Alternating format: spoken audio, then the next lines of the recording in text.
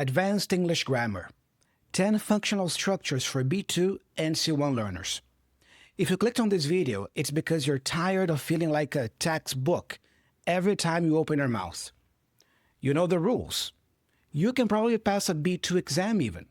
But when you are in a high-stakes meeting or a serious conversation, your brain freezes because you're trying to calculate formulas instead of communicating ideas.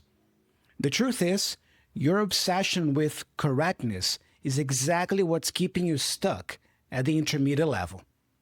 Advanced speakers don't think in formulas, they think in functions.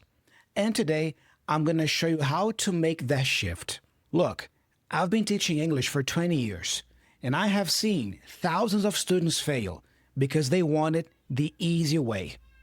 If you are looking for hacks, quick fixes, or fun language games to pass the time, this channel is not for you.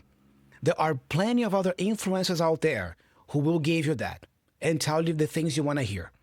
But if you are a serious B1 or B2 learner who values nuance, depth, and the hard work it takes to reach professional fluency in English, then you are exactly who I'm speaking to. To get results from this video, I have 3 requirements. Listen closely. First, watch the entire video. My videos here are full of nuances and caveats. If you leave early, you will miss the main point. 2, watch this video twice. Remember that English is not your first language. You might think you understood 100% on the first pass, but in reality, you likely only processed 50%. 3, ask, don't assume. If something that I say here isn't clear, just ask a clarifying question in the comments. I'm shocked to see how many people share opinions based on half the information instead of just asking a question. If you're ready to follow these rules, then you're the type of person I built this channel for, and also the type of student I want for the B2 Edge app. I'll be honest, my app, the B2 Edge, is not for everyone. It is a 77-lesson curriculum designed to be hard. It forces you to think, generate original ideas, and to move from knowing a rule to using a function. If you're looking for an easy way out, don't download my app. But if you're ready for a system that actually challenges you to reach that C1 level, the link is in the description. I have given you my rules for this channel and for my app. If you're still here, let's get started with today's lesson. Look, I am not one of those people who will tell you that grammar rules are useless. In fact, for adult learners, rules are beneficial because we like logic. Rules give us a sense of security. But the mistake most learners make isn't studying the rule of the grammar. It's stopping at the rule. Think of a grammar rule like a recipe. You can memorize the ingredients for a complex dish, for example, but that doesn't make you a chef or even able to cook that dish. You become a chef when you understand why you use the heat a certain way, what the function of that technique is. So today, we're going to look at 3 major grammar categories. Category 1, the hypothetical shift. The phrases here are, if I were in your shoes, what would happen if we, and supposing we. Grammatically, these phrases fall under the second conditional.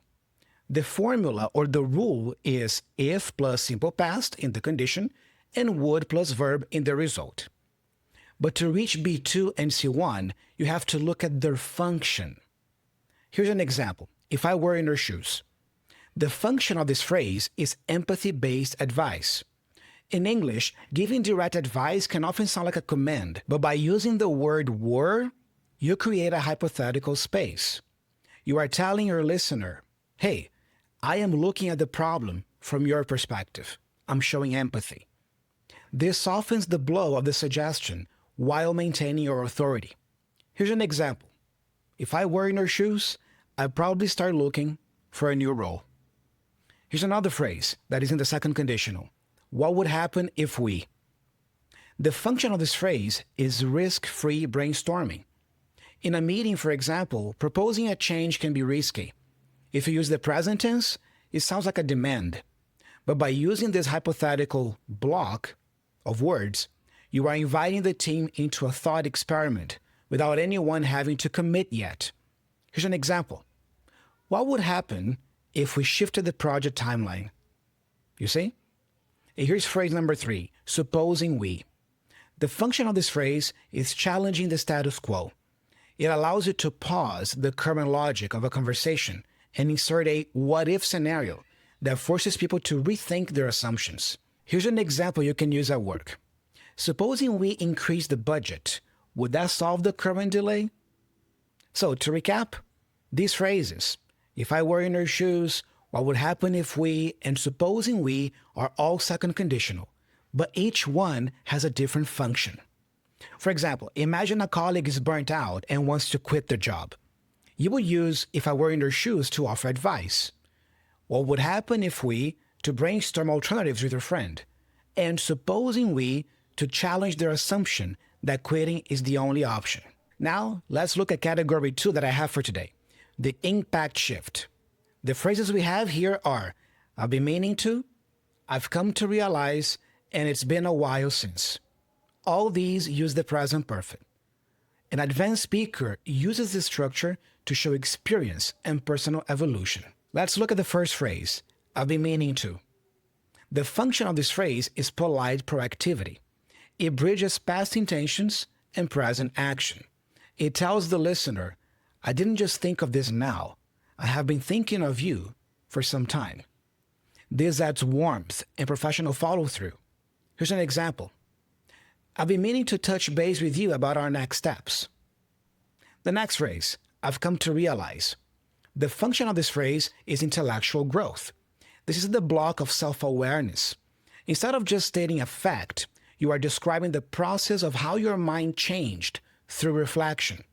For example, I've come to realize that I need to be more intentional with my English practice. And the next phrase, it's been a while since. The function of this phrase is reestablishing a connection. If you jump into a request after months of silence, it feels transactional. This block acts as a social lubricant, acknowledging the passage of time naturally before you move to your point. For example, it's been a while since we last collaborated on a project. So, recapping, the phrases I've been meaning to, I've come to realize, and it's been a while since all use the present perfect, but each one has a different function. Imagine reaching out to a former client. You would use it's been a while since to break the ice. I've been meaning to explain the timing, and I've come to realize to show how your service has evolved, for example. Now let's look at the third category for today, the distancing and modality shift. The phrases we have are, I was wondering if, it seems to me that, I'm inclined to believe, and also, given the circumstances. Use them for distance to create politeness and objectivity. For example, I was wondering if. The function of this phrase is a low-pressure request. By using the past continuous was wondering, you create psychological distance, giving the other person more mental room to say no, which actually makes them more comfortable saying yes. For example, you could say, I was wondering if you could help me refine this report. The next phrase, it seems to me that. The function of this phrase is an objective observation. Using I think makes the statement about you. Using it seems to me shifts the focus to the evidence. You are positioning yourself as an objective observer of the facts. For example, you could say at work, it seems to me that the project is falling short of our expectations. And the next phrase, I'm inclined to believe. The function of this phrase is nuanced decision-making. This tells people that you haven't jumped to conclusions, but you have weighed the options and are leaning in a direction. For example, you could say, I'm inclined to believe that this strategy will yield significant results. Finally, the last phrase, given the circumstances. The function here is contextual justification. It builds immediate credibility by anchoring your idea in the current facts. It tells the listener, my opinion is a direct result of the current situation. For example, you could say, given the circumstances, I think it's best if we wait for more data. So to recap, I was wondering if, it seems to me that, I'm inclined to believe, and given the circumstances. You see how all these phrases, while similar in grammar, have different functions to them. Now, a situation. Imagine a team meeting for a failed project. You would use given the circumstances to acknowledge the market. It seems to me that to point out errors. I'm inclined to believe to suggest a new direction. And I was wondering if to ask for a test pilot. Understanding these grammar functions is just the first step. To turn these into functional fluency, you have to use what I call the output engine. 1. Selection. Don't try all these that I shared with you today. Maybe pick 2 that fit your life best. Step 2. Contextualization. Apply these phrases to your real life, your real job, or your hobby. Remember that English isn't black and white. If you work on a construction site, you will communicate one way. And if you work inside a boardroom, you will communicate another way. It's all about knowing which room you are in. Step 3, the voice memo. Remember, record yourself on your phone and listen back. Does it sound like you're reciting a rule or using a tool? This is exactly how we train inside my app, the B2 Edge. We don't just explain the rules there. We put you in situations where you have to use this functional language to succeed. The rule is the map, which is great, but the function is the destination. Here's your challenge. Pick one phrase from today's lesson. Look at your life and write one sentence in the comments down below using that phrase to express a real idea. And remember the rules. My videos are full of nuance. You are a learner, and you might have missed 50% of the important details the first time you saw it. So watch this video again, and if something is still not clear, ask for clarification in the comments. Don't just share an opinion here or repeat what you heard elsewhere. Use the space under my video to clarify your doubts. I'm a teacher. I'm here to help you. Just ask. I'll be reading the comments to see who is actually moving from knowing to doing. Keep practicing and stay proactive. I'm Thiago. I'm signing off. Thank you very much for hanging out with me today in this lesson.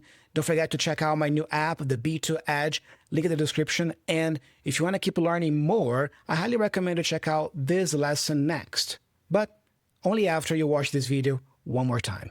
All right? I'll speak to you soon. Bye-bye.